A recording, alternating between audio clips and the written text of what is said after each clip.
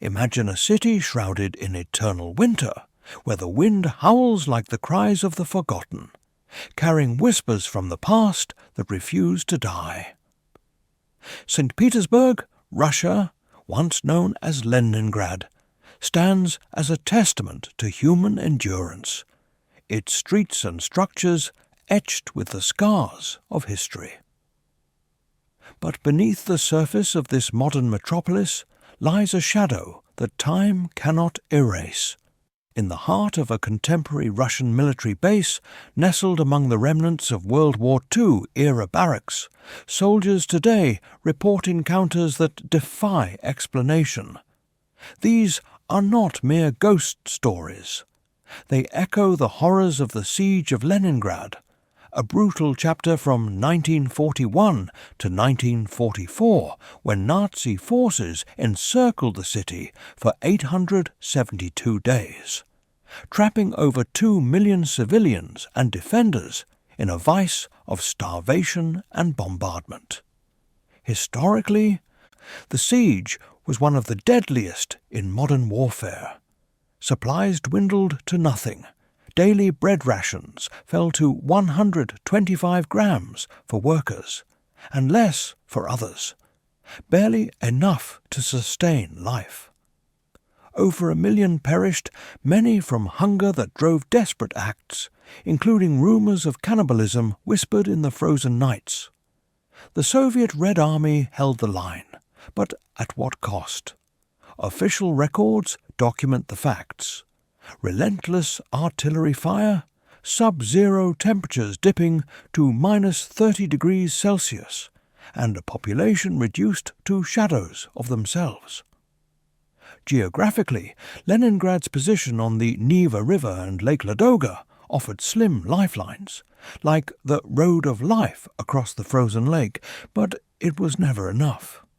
The base in question, let's call it Base Petrovsky for operational security, though that's not its real name, sits on grounds that once housed siege-era fortifications. Modern Russian forces use it for training and logistics, its old barracks renovated but still bearing the weight of those dark years. I've pored over declassified documents and spoken with veterans' descendants to ensure these accounts ring true. Yet, what if the siege never truly ended? What if the starving souls of 1941 to 1944 linger in those haunted barracks, turning today's soldiers into strangers to themselves and each other? These testimonies come from active duty personnel who requested anonymity, shared through secure channels. They speak of apparitions that mimic the living, voices begging for food in archaic dialects, and an unnatural hunger that grips the mind. As we delve into their stories, ask yourself, in the quiet of a barracks at night, when the lights flicker and the cold seeps in, could the past reach out and claim you? Let's uncover the truth, one shadowed corner at a time. Chapter 1. Shadows in the bunkhouse. I remember the day we rolled into Base Petrovsky with the kind of clarity that only comes from knowing something is about to change you forever. Early spring 2023, fresh off a redeployment from the south. I'm Sergeant Alexei Ivanov, 6th Combined Arms Army, 12 years in, 2 combat tours. They told us the base was historic, which usually means cold concrete, bad plumbing, and stories nobody wants to repeat.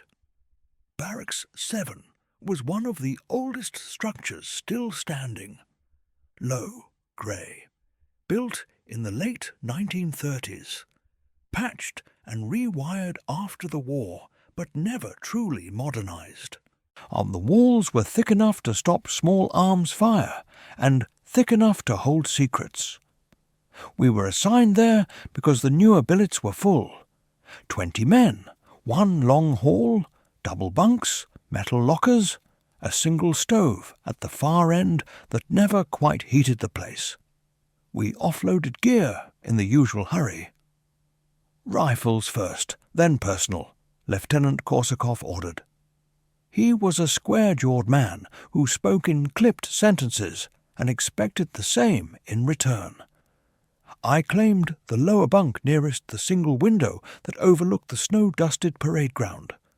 The glass was old, wavy, the kind that distorts moonlight into something liquid. That first evening we sat on footlockers, ate field rations, traded the usual complaints. Private Yuri, 19, still smelled like conscript soap, kept glancing at the corners. "Feels like someone's watching," he said. Petrov laughed it off.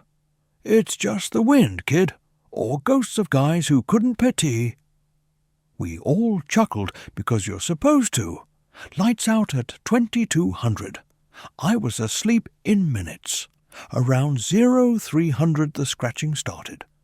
Not loud, not frantic, just persistent, like fingernails tracing the same line over and over on the other side of the wall behind my head. I lay still, listening. Rats, I told myself. Old buildings have rats. I clicked on my penlight, swept the beam across the bunk line. Snores, shadows, nothing moving. The scratching stopped the moment the light hit the plaster. I waited 10 minutes. Nothing. I turned off the light and tried to sleep again. 5 minutes later, it resumed, slower this time, almost deliberate. Morning PT was brutal. Snow up to the ankles, breath freezing in our balaclavas. Yuri fell in beside me during the run. "Sarge," he whispered between gasps, "last night I heard someone saying Kleb. Over and over. Bread. Like they were asking for it." I kept my eyes forward. Wind in the vents. Focus on cadence. But I had heard something too, hadn't I? A murmur beneath the scratching. Too faint to be sure. During chow, I watched the platoon. Everyone looked normal. Tired, hungry in the usual way, but there was a tightness in the shoulders, a quickness to the glances. Nadia, our signals corporal, sat alone at the end of the table, staring at her tray like it had offended her. When I asked if she was all right, she only said, "The static in the radios is wrong. It's not interference, it's voices." That night the temperature dropped hard. The stove glowed red, but the cold still crawled under the blankets. I woke again. Same hour, same scratching. Only now it was joined by a low, rhythmic tapping, like a spoon against a tin cup. I sat up. Across the aisle, Dmitri was awake too, propped on one elbow, staring at the wall. "You hear that?" he mouthed. I nodded. We both listened. The tapping stopped, then started again, faster. Someone in the bunk line muttered in their sleep words I couldn't catch. Then silence. Absolute. The kind that presses on your eardrums. Next morning, Nadia found the first mark. In the latrine, above the middle sink, someone had scratched 3 dates into the tile with something sharp. The 8th of November 41, the 25th of December 41, the 27th of January 44. Siege dates. The beginning. The worst Christmas. The lifting. No one admitted doing it. Korsakov ordered it painted over. By evening, the paint had peeled back in perfect curls, exposing the numbers again. He didn't say anything about it in formation. He didn't have to. We all saw. The whispers came on the 4th night. Soft, layered, overlapping. The way multiple people speak in a crowded room when they're too weak to raise their voices. They came from the walls, from the ceiling, from under the floorboards. Mostly one word, repeated, pomogi. Help. Sometimes kleb. Bread. I lay rigid, telling myself it was pipes, expanding, wind, imagination. But at 0412, the voice said my name. Alexei. Clear. Close. Right beside my ear. I jerked upright, flashlight sweeping. Empty space. My bunkmates slept on. I didn't sleep again that night. By the end of the first week, Yuri looked different. Cheeks hollower, eyes too bright. He started eating alone, hiding portions in his locker. Petrov caught him once and laughed. "Saving for winter, Malyash." Yuri didn't answer. He just stared at Petrov like he was measuring something. During night guard, Dmitri and I walked the perimeter together. Fog rolled in off the Neva, thick enough to swallow the floodlights. "Sarge," he said quietly, "I think something's already inside." I asked what he meant. He pointed at his chest. "Here, like it's waiting for permission." We returned to the barracks just before dawn. The door was ajar. We hadn't left it that way. Inside, the stove was cold, but the air felt warmer. Too warm. Yuri sat on his bunk in the dark, back straight, hands folded. He didn't move when we entered, didn't blink. "They're hungry," he said, voice flat. "They've been hungry a long time." I ordered him to rack out. Who obeyed slowly, like his joints didn't belong to him anymore. That was the moment I understood we weren't dealing with ghosts in the conventional sense. Something from 1941 to 1944 had stayed behind in those walls, patient, waiting for new bodies to wear, and it was starting to fit itself to us, one whispered word at a time. I still don't know if we invited it in or if it had never truly left, but I know this. The longer we stayed in Barrack 7, the less we sounded like ourselves. And the hungrier we became. Chapter 2. Whispers from the walls. The whispers didn't announce themselves politely. They slipped in during the quiet hours when the barracks should have been nothing but breathing and the occasional cough. By the second week at Base Petrovsky, the scratching had mostly stopped, replaced by something subtler and far worse. Voices that sounded like they were coming from inside the plaster itself. Not loud enough to wake the whole platoon, just loud enough to make sure the man lying awake heard every syllable. I started keeping a small notebook under my pillow, dates, times, exact words when I could catch them. Military habit. Document everything. Entry from 14th of March, 2023, 02:37 hours. Multiple low voices, overlapping, mostly golod, hunger, repeated like a chant. One clearer phrase, ne kvatet, not enough. Accent old Leningrad dialect. I didn't tell anyone about the notebook yet, not even Korsakov. You don't report the walls are talking unless you want a psych referral and permanent night shift. Daylight brought no relief, only the grind of routine that made the nights feel longer. We ran live fire drills on the range, zeroed optics in the snow, practiced vehicle recovery in the motor pool. Eyes on your sector. A muzzle discipline, no cowboy shit, I barked during the brief. The men performed well, sharp, focused. But there was a lag now, a half-second hesitation before orders were obeyed, like their minds were listening to two conversations at once. Nadia was the first to bring hard evidence. She came to me after evening chow, tablet in hand. "Sarge, look at this." She'd been monitoring the comm suite for scheduled maintenance checks. Every time she keyed the mic for a radio test, static rolled in, normal white noise at first, then layered voices underneath. She played the recording. Faint but unmistakable. Podelis. Share. Kleb. Over and over, looping like a stuck tape. I listened 3 times. "That's not bleed over from another frequency," she said. I checked the bands. Nothing civilian or military within 20 kilometers matches this modulation. I asked if she'd told the lieutenant. She shook her head. He'll think I'm cracking, but you heard it too, didn't you? Last night. I had.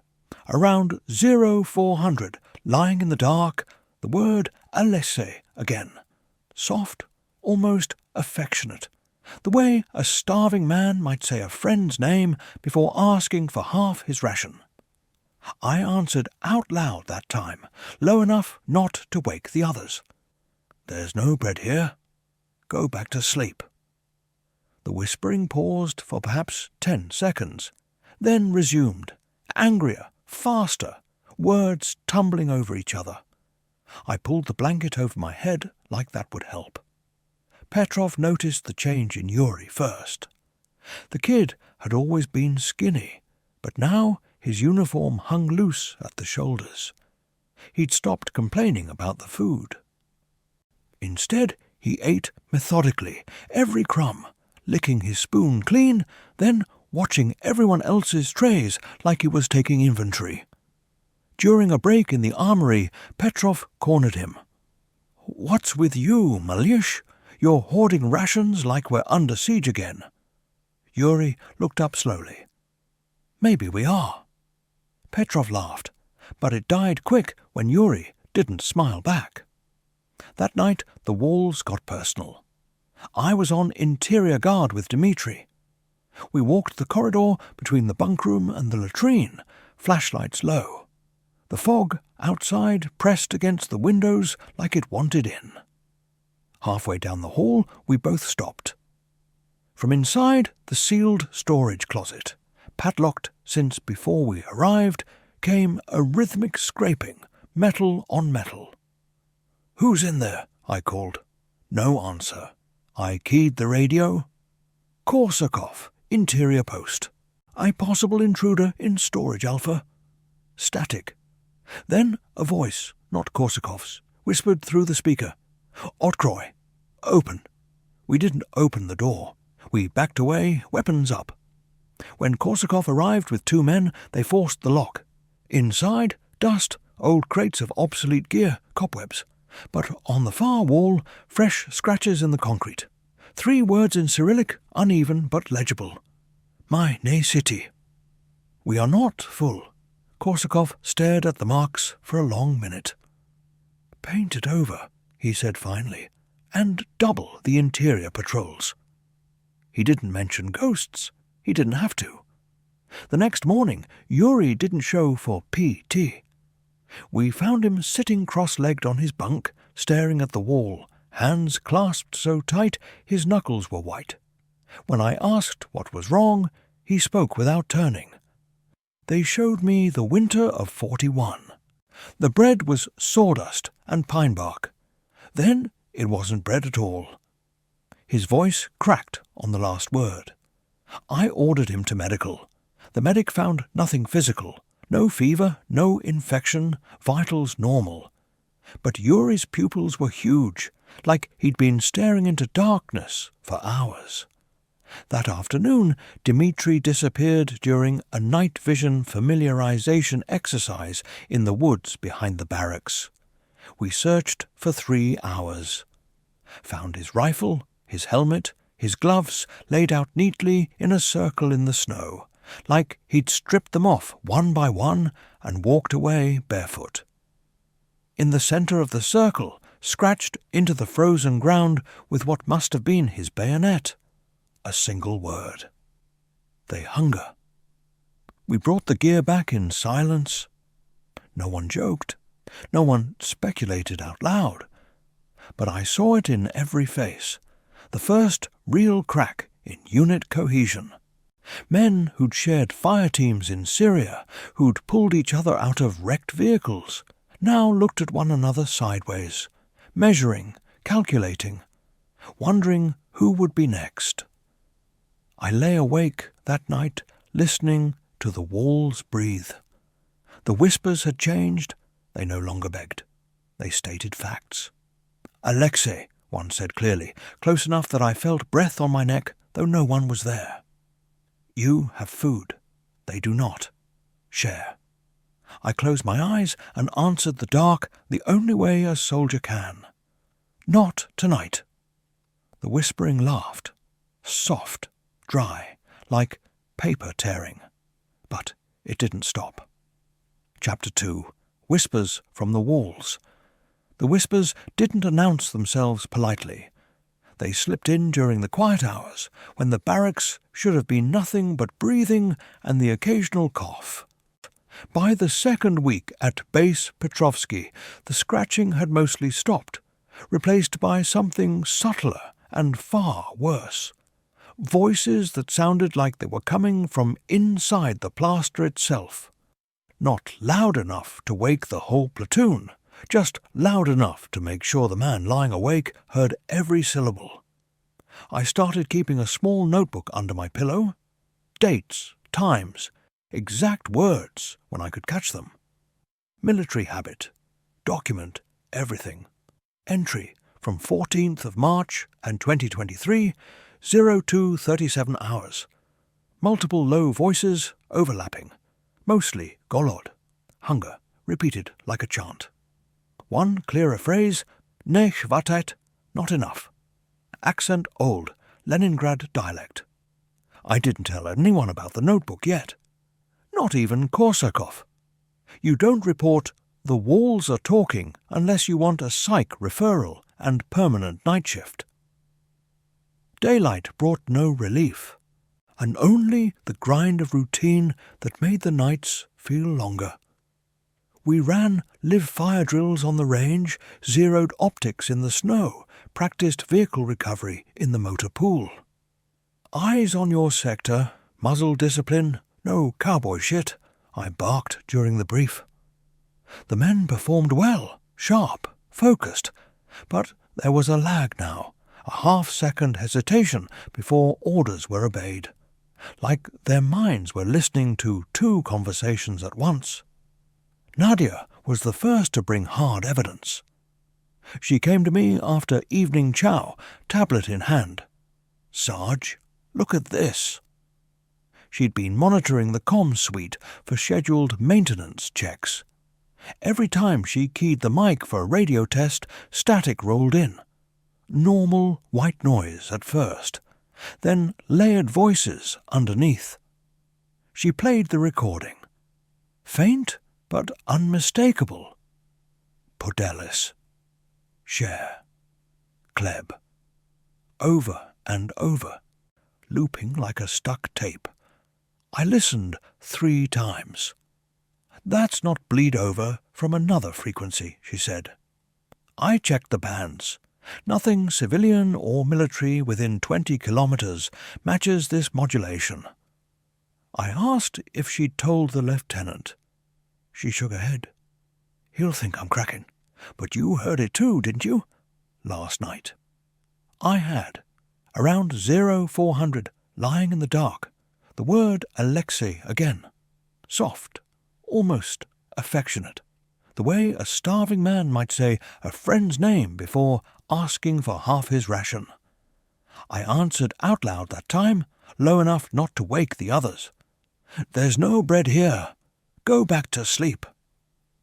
The whispering paused for perhaps 10 seconds, then resumed, angrier, faster, words tumbling over each other.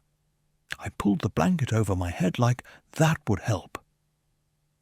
Petrov noticed the change in Yuri first. The kid had always been skinny, but now his uniform hung loose at the shoulders. He'd stopped complaining about the food. Instead, he ate methodically, every crumb, licking his spoon clean, then watching everyone else's trays like he was taking inventory. During a break in the armory, Petrov cornered him. "What's with you, Malish? You're hoarding rations like we're under siege again." Yuri looked up slowly. "Maybe we are." Petrov laughed, but it died quick when Yuri didn't smile back. That night, the walls got personal. I was on interior guard with Dmitri. We walked the corridor between the bunk room and the latrine, flashlights low. The fog outside pressed against the windows like it wanted in, Halfway down the hall, we both stopped. From inside the sealed storage closet, padlocked since before we arrived, came a rhythmic scraping. Metal on metal. "Who's in there?" I called. No answer. I keyed the radio. "Korsakov, interior post. Possible intruder in storage alpha." Static. Then a voice, not Korsakov's, whispered through the speaker, "Otkroy, open." We didn't open the door. We backed away, weapons up. When Korsakov arrived with 2 men, they forced the lock. Inside, dust, old crates of obsolete gear, cobwebs. But on the far wall, fresh scratches in the concrete, 3 words in Cyrillic, uneven but legible. "My ne city." We are not full. Korsakov stared at the marks for a long minute. "Paint it over," he said finally, "and to double the interior patrols." He didn't mention ghosts. He didn't have to. The next morning, Yuri didn't show for PT. We found him sitting cross-legged on his bunk, staring at the wall, hands clasped so tight his knuckles were white. When I asked what was wrong, he spoke without turning. "They showed me the winter of 41. The bread was sawdust and pine bark. Then it wasn't bread at all." His voice cracked on the last word.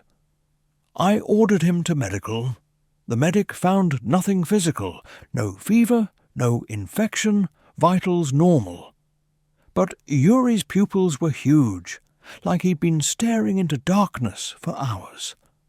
That afternoon, Dmitri disappeared during a night vision familiarization exercise in the woods behind the barracks. We searched for 3 hours. Found his rifle, his helmet, his gloves laid out neatly in a circle in the snow, like he'd stripped them off one by one and walked away barefoot. In the centre of the circle, scratched into the frozen ground with what must have been his bayonet, a single word. "They hunger." We brought the gear back in silence. No one joked. No one speculated out loud. But I saw it in every face, the first real crack in unit cohesion. Men who'd shared fire teams in Syria, who'd pulled each other out of wrecked vehicles, now looked at one another sideways, measuring, calculating, wondering who would be next. I lay awake that night, listening to the walls breathe. The whispers had changed. They no longer begged. They stated facts. "Alexei," one said clearly, close enough that I felt breath on my neck, though no one was there. "You have food. They do not. Share." I closed my eyes and answered the dark, the only way a soldier can.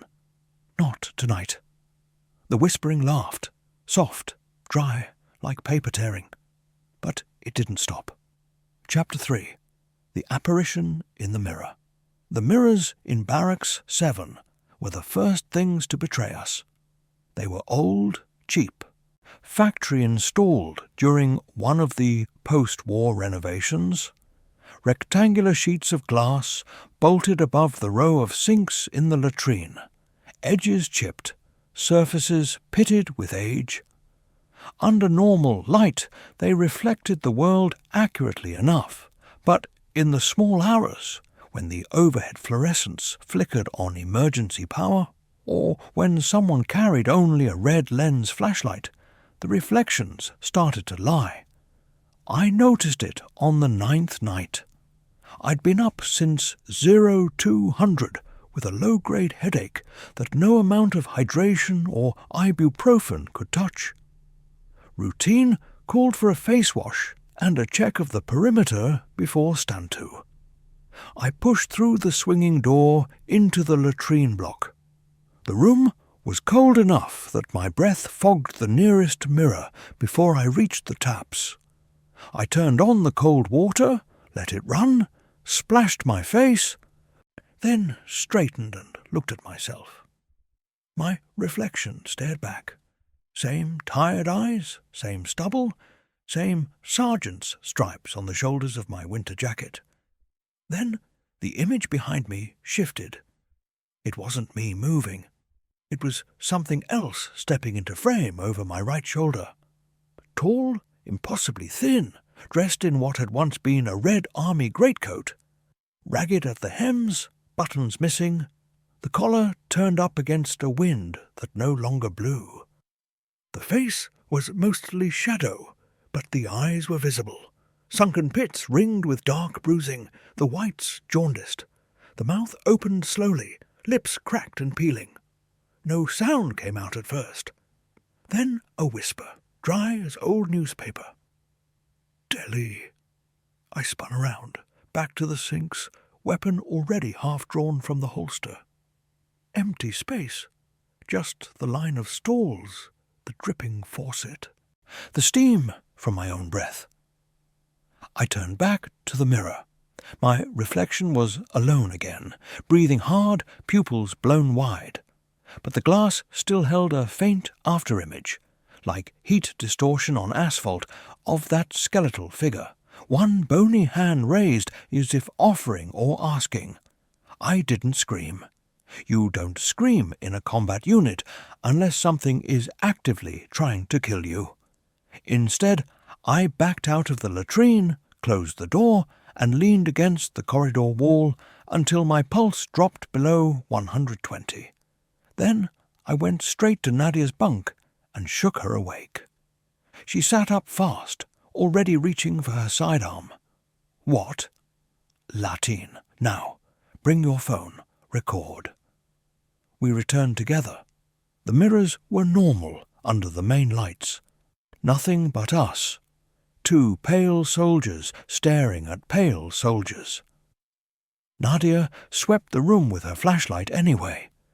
"You sure?" "I'm sure."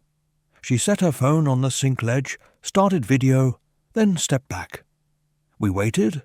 5 minutes. 10. The only sound was the drip, drip, drip of the faucet and our breathing. Then the lights dimmed. Not a power cut, just a deliberate lowering, like someone turning a rheostat no one could see. In the mirror directly in front of Nadia, a second figure appeared.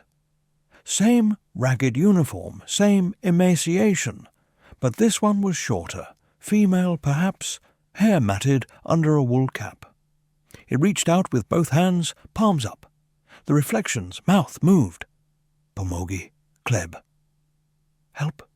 Bread." Nadia's hand shook as she kept the phone steady. "Sarge," she whispered. "It's looking at me." I stepped between her and the mirror. The figure in the glass didn't follow my movement. It kept staring at her, pleading. Then it spoke again, louder. The sound coming not from the phone speaker, but from the air itself. "Delhi Nam, share with us." I reached out and smashed my fist against the glass. The mirror cracked in a spiderweb from the point of impact. The apparition vanished instantly. Lights snapped back to full brightness. The dripping faucet stopped mid-drop. Nadia lowered the phone. Her face was the colour of old snow. I got it, all of it. We woke Korsakov. He watched the footage in silence, jaw tight. When it ended, he handed the phone back. "Delete it." "Sir." "Delete it, and both of you forget you ever saw that. We're not starting rumours. We're not calling in priests or ghost hunters. We're soldiers. We handle this like any other threat. Contain, observe, neutralize, if possible." He paused. "But I want that mirror removed by 0600. Replace it with anything that isn't reflective. Cardboard if you have to." We obeyed. By morning, the cracked mirror was gone, the wall patched with a sheet of plywood. No one asked why. But words spread anyway. Soldiers always know when something is being hidden. That afternoon, Yuri cornered me in the smoke pit. He hadn't shaved in days. His eyes looked too large for his skull. "Sarge." I saw her too, in the mirror, in the women's latrine. She said my name, said she was my grandmother. Said she died in January 42 because someone wouldn't share the last crust. I studied him. Your grandmother? She showed me her ration card. 125 grams. Said it wasn't enough for two. He laughed once, a dry sound with no humour. I don't even know if I had a grandmother in Leningrad, but it felt true. I didn't have an answer for him. I just told him to stay sharp and report anything else. That night the mirrors were gone, but the reflections found other surfaces. Water in the sinks, the polished steel of the stove, even the frost on the window panes. Every reflective thing showed the same gaunt faces, watching, waiting, and every time one appeared, it asked the same thing. Share. I started avoiding my own reflection, not because I was afraid of what I'd see behind me. I was afraid of what I'd see in my own eyes. Chapter 4. Hunger's Grip. The hunger arrived the way frost settles on metal. Slow, unnoticed at first, then suddenly everywhere, and impossible to ignore. It wasn't the normal emptiness you feel after 12 hours of field training with only one meal. This was deeper, older, and a hollow that seemed to start behind the sternum and spread outward until even the thought of food felt distant and mocking. We were eating 3 full meals a day, plus field rations. The galley was stocked, the cooks were competent.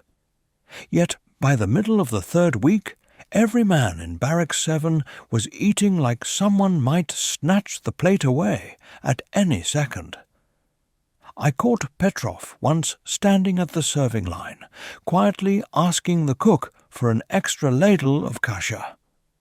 When the cook hesitated, Petrov's voice dropped to something low and urgent. "Please, just one more. It's not for me." The cook gave it to him without argument.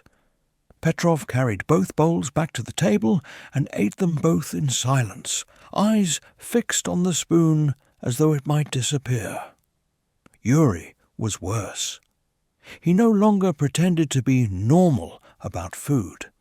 He lined up his empty ration tins along the edge of his bunk like trophies, then refilled his canteen from the soup pot when no one was looking. Once I saw him slip half a bread roll into his sleeve during breakfast. He didn't eat it right away. He waited until lights out, then sat in the dark, chewing slowly, making almost no sound, the way a man eats when he believes tomorrow there might be nothing. I confronted him the next morning in the corridor outside the latrine. "Yuri, talk to me." He looked up, eyes red-rimmed. "I'm fine, Sarge." "You're stealing food from your own platoon." "I'm not stealing. I'm saving. In case." "In case of what?" He didn't answer at first, then very quietly. "In case the bread stops coming." I felt the words land somewhere cold inside my chest. I had heard that exact sentence before. Not from Yuri, but from my own grandfather, who had been a boy in Leningrad during the first winter. He never spoke much about it, but once, after too much vodka, he'd said the same thing. We kept waiting for the bread to stop coming. When it did, that was when everything changed. I didn't tell Yuri that story. Instead I said, "You eat what's issued, you don't hoard. That's an order." He nodded, but the nod meant nothing. His body was obeying, his mind was somewhere else. That evening, Korsakov called the platoon together in the bunk room. He stood at the far end near the stove, arms folded, face carved from stone. "Listen carefully," he began. "I know something is wrong here.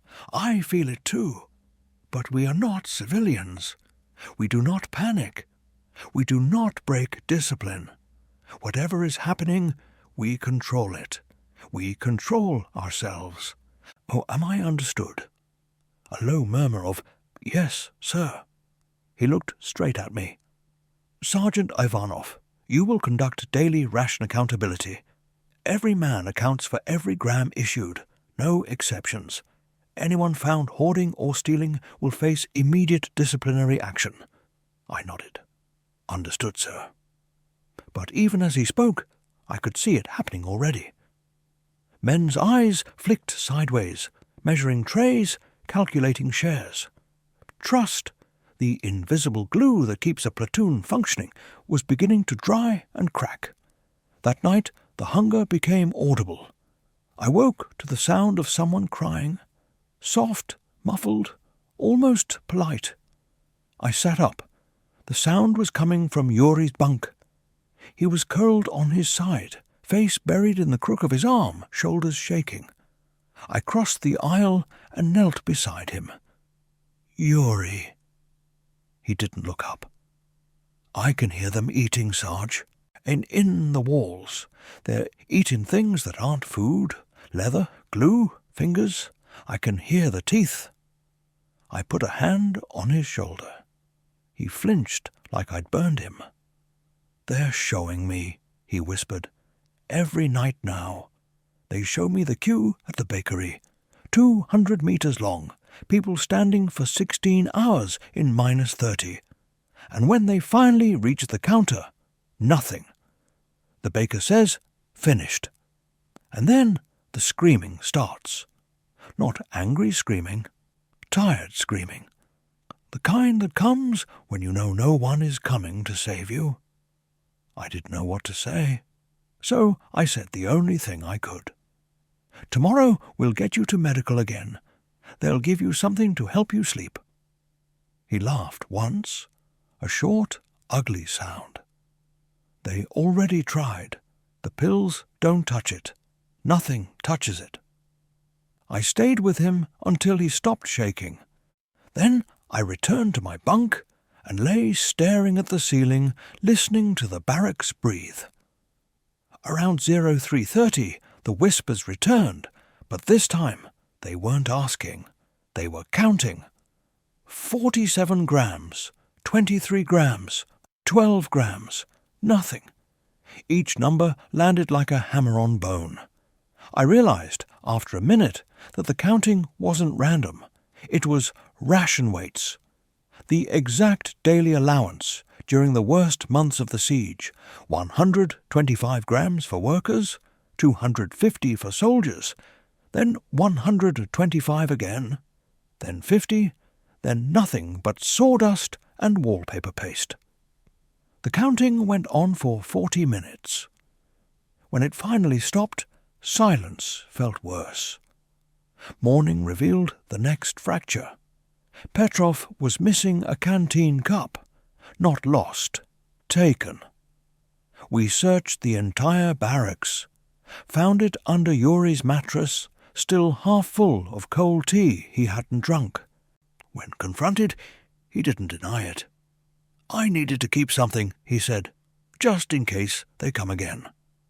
Petrov stepped forward, face dark. You're keeping my cup in case ghosts come, you little rat. He moved before I could intervene.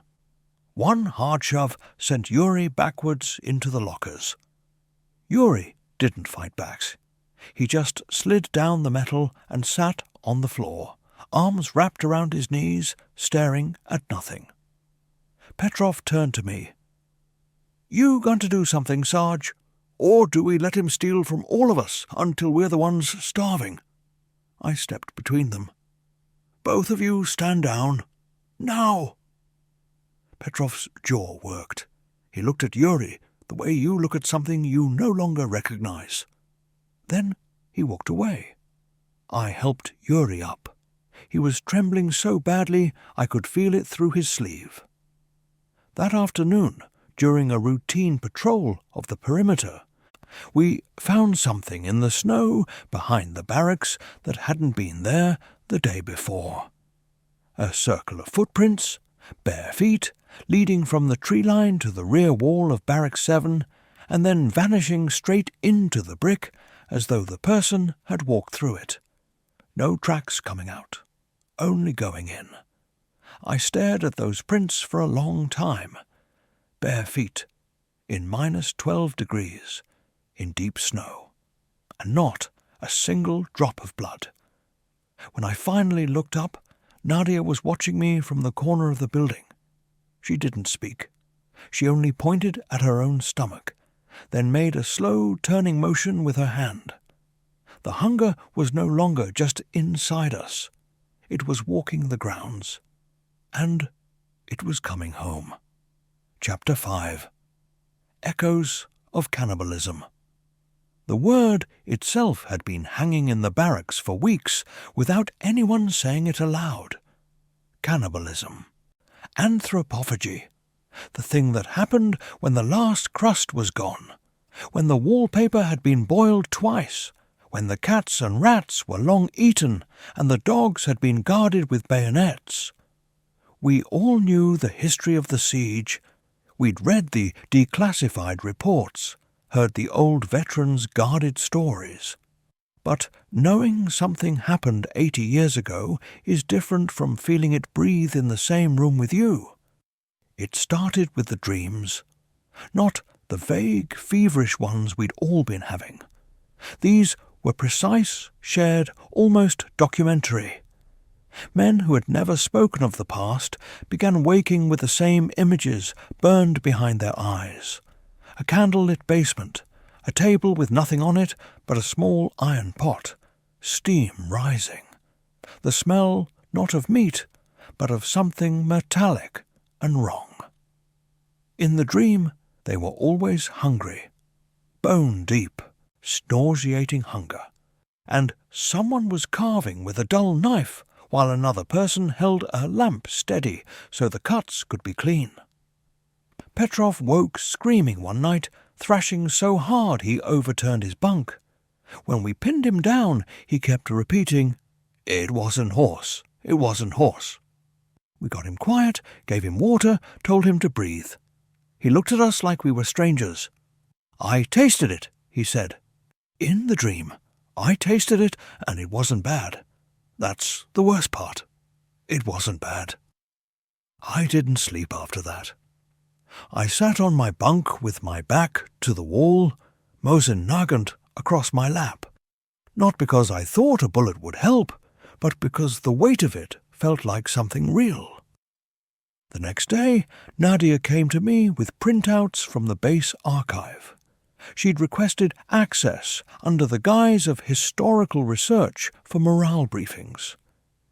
The documents were old, typed on brittle paper, some pages stained brown.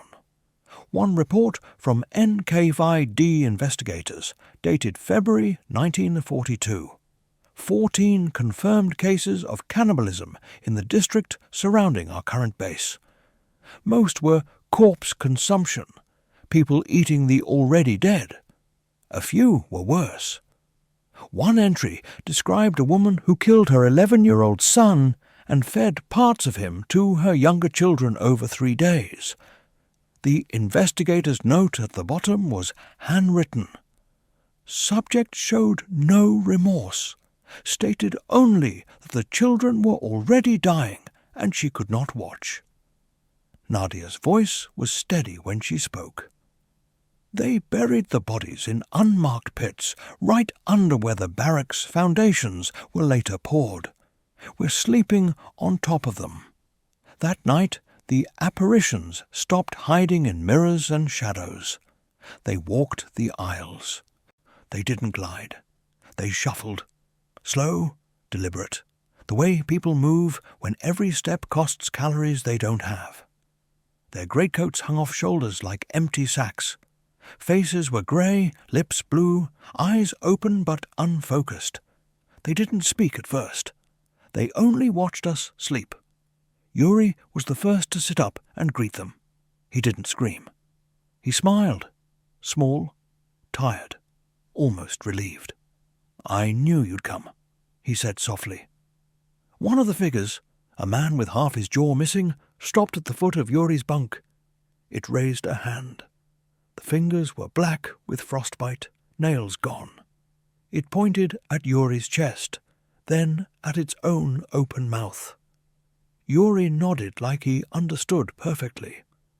He reached under his pillow and pulled out the half-roll he'd been hiding. He tore it into pieces and placed them on the blanket like an offering. The figure leaned forward, while sniffed, then recoiled, as though the bread had burned it. "Not enough," it rasped. The voice came from everywhere at once. "Never enough." The other apparitions moved closer. They didn't take the bread. They reached past it, toward the living flesh of the sleeping men around them. Fingers brushed skin, not cold like ice, but cold like something that had forgotten how to be warm. Men stirred, moaned, began to wake. Petrov woke last. He saw the figures and froze. Then he whispered, "Get away from him." The apparitions turned toward him as one. Petrov's voice rose. "I said, get away." He lunged from his bunk, bare-handed, swinging at the nearest figure. His fist passed through it like smoke. The thing didn't flinch. It simply reached out and laid its palm flat against Petrov's chest. Petrov gasped, staggered backward, hit the lockers, and slid to the floor. He clutched his shirt, breathing in short, ragged bursts. "It's inside," he wheezed. "It's inside me now." I was already moving. I grabbed the fire axe from the wall rack, emergency equipment never used, and stepped between Petrov and the figures. "Back off," I said. My voice sounded thin in the dark. The apparitions regarded me. One, the woman with the matted hair, tilted her head. "You have meat," she said. "You are warm, you are full." "I'm not sharing," I told her. She smiled. The teeth were black. "You will. When the bread stops coming, you all will." They faded then, not suddenly, but slowly, like smoke drawn out through cracks in the walls. The temperature in the room dropped another 10 degrees. Frost spidered across the windows in seconds. Petrov was still on the floor, shaking. When I knelt beside him, he grabbed my wrist hard enough to bruise. "I felt it," he said.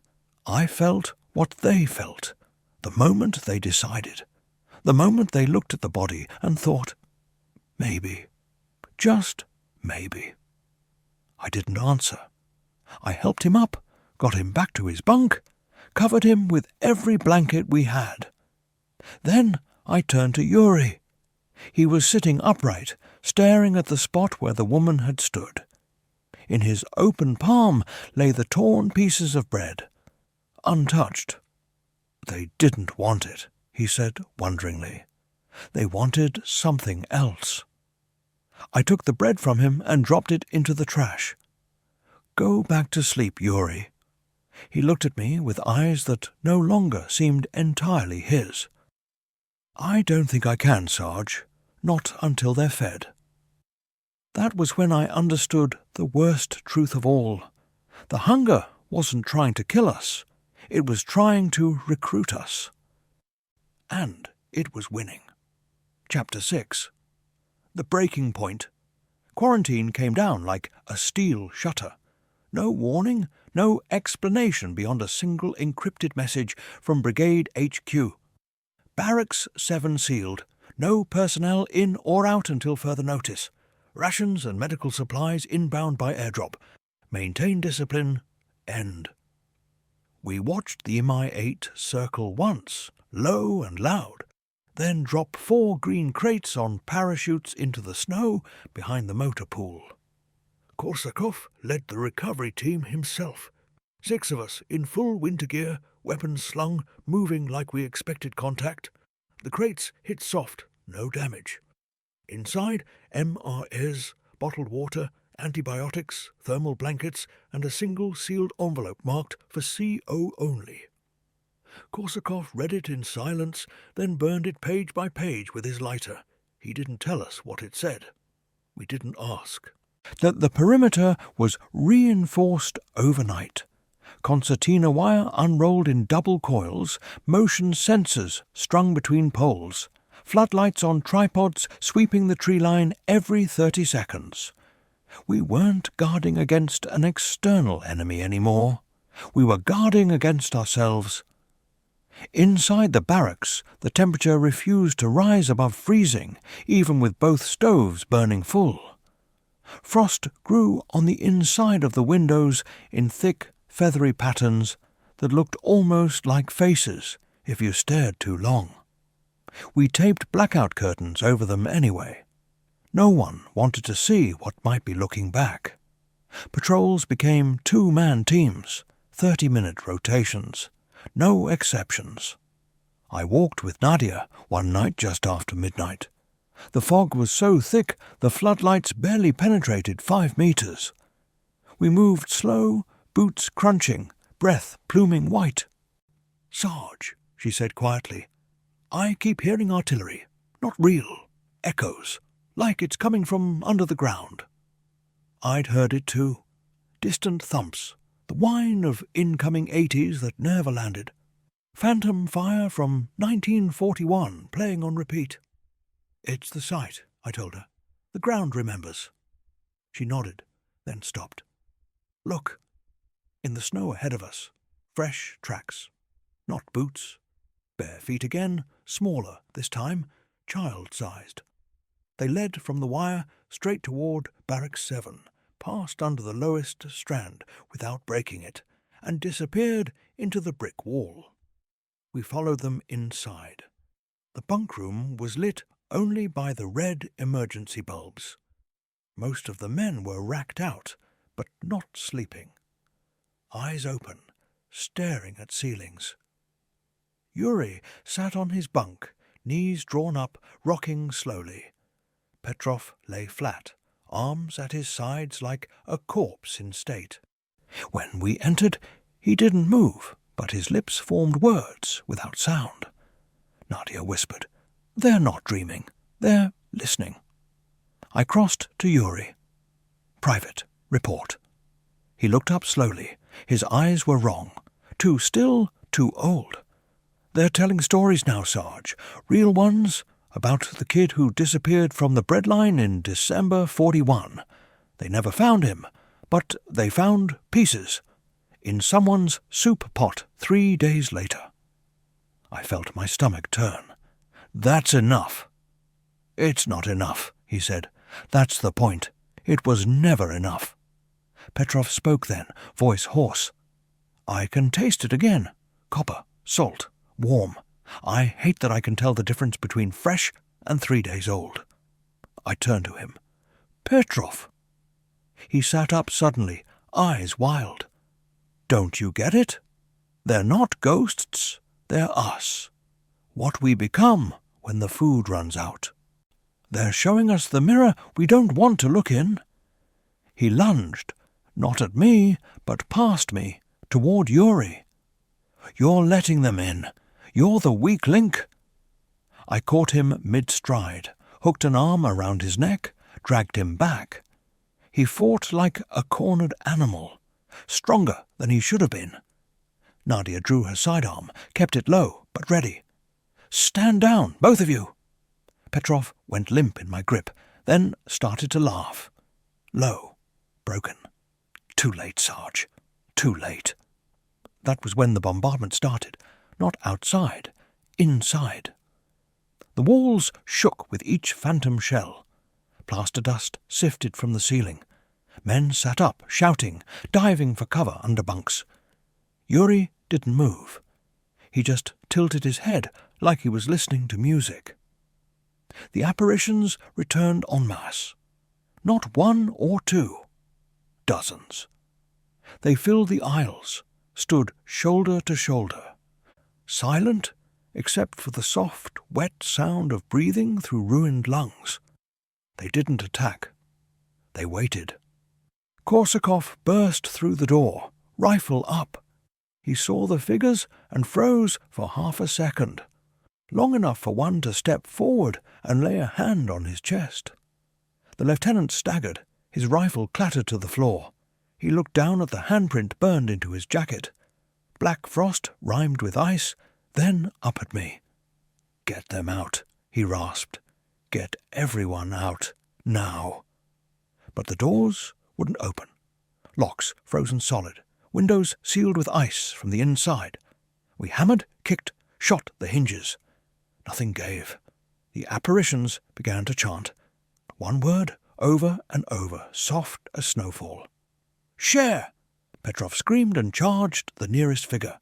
He passed through it and kept going, slamming into the wall, collapsing. When he lifted his head, blood streamed from his nose. He grinned through red teeth. "They're right," he said.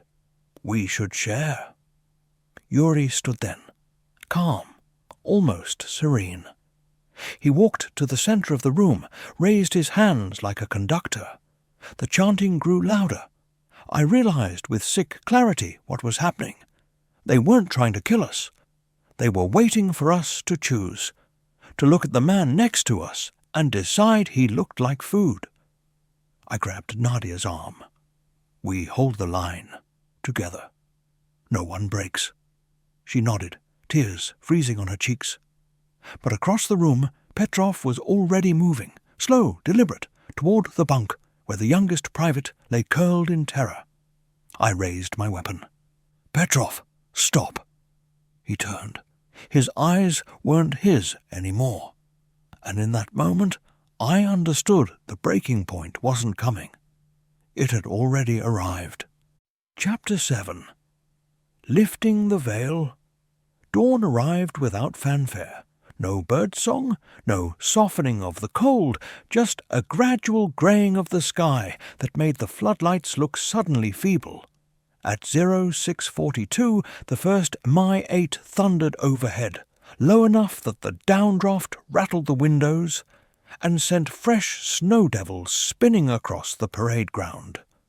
2 more followed, touching down on the cleared apron behind the motor pool.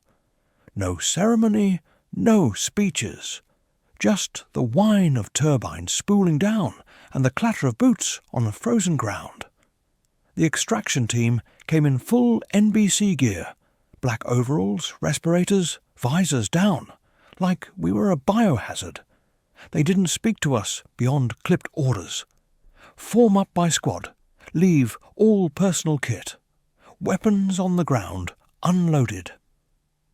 We complied. No one argued. We were too hollowed out for defiance. They moved us in pairs, quick and professional. I went last with Nadia. As we passed the main door of Barracks 7, I looked back once. The building looked smaller in daylight, ordinary concrete and frost-rimed brick, but the windows still held that faint, oily sheen, like breath that refused to fade. One of the extraction team noticed my hesitation. "Keep moving, Sergeant." I did. They flew us to a secure facility on the outskirts of St. Petersburg. Windowless bunkers, white corridors, the smell of bleach and ozone. Debriefs started immediately. Separate rooms, separate interrogators. They asked the same questions in different orders. Timeline, symptoms, hallucinations, any physical contact with anomalous entities. I answered truthfully. There was no point in lying. They had the security footage, the audio logs Nadia had saved, the medical scans showing elevated cortisol and anomalous brain activity in every man from Barracks 7. They called it environmental psychogenic illness with possible mass delusional overlay. They prescribed rest, SSRIs, and mandatory counselling. No mention of ghosts, no mention of the siege, just paperwork and a quiet warning. Discussing this outside official channels constitutes a breach of operational security. Petrov and Yuri didn't leave with us. They were taken to a different wing, psychiatric isolation. Last I heard, Petrov had stopped speaking altogether. He just sat staring at walls, occasionally tracing ration weights in the air with his finger. Yuri talked constantly, but only in 1940s Leningrad slang. The doctors wrote dissociative identity presentation secondary to acute stress. I knew better. They hadn't broken. They'd been replaced. Korsakov vanished from the medical bay 2 nights later. Guards found his room empty, bed made, boots still laced under the chair. No sign of forced entry, no cameras caught anything. Official report. Patient absented himself without authorization. Unofficial rumour among the staff, his bunk was found covered in a thin layer of frost in the shape of a handprint. Nadia and I were released after 3 weeks. We returned to regular duty with different units, different cities. We didn't speak of Barracks 7 again. Not in messages, not in calls, not even when we met once by chance at a veterans' gathering in Moscow. But the understanding passed between us in a single look. We carried it now. Whatever had been in those walls hadn't stayed behind. It had hitched a ride in the quiet spaces between our thoughts. Months later, I requested the demolition records through back channels. Base Petrovsky's Barracks 7 was razed in late 2024. The site was levelled, consecrated by an Orthodox priest, then left empty. No new construction. Just chain link and a sign that reads Restricted Military Zone. Locals say the ground still settles strangely after heavy rain, as though something underneath is shifting. I keep the notebook I started that first week. The last entry was dated the morning we evacuated. 0317, no whispers, no shadows, only silence. The silence is worse. I don't write in it anymore. There's nothing left to document. Sometimes, though, when I'm alone in my quarters and the heat is turned low, I catch myself listening. Not for voices, for the absence of them. For the moment when the quiet becomes too perfect, too deliberate. That's when I know they're still there. Not in the walls anymore, but in the hollow place behind my ribs where the hunger used to live. They don't beg now. They wait, because they understand something we pretend we've forgotten. In the end, survival doesn't make you a hero. It makes you a stranger to the man you were before the bread ran out. And when the next winter comes, when the rations thin, when the lights flicker, when the cold finds its way inside, no matter how tightly you seal the doors, perhaps we'll hear them again. Not as ghosts, as mirrors.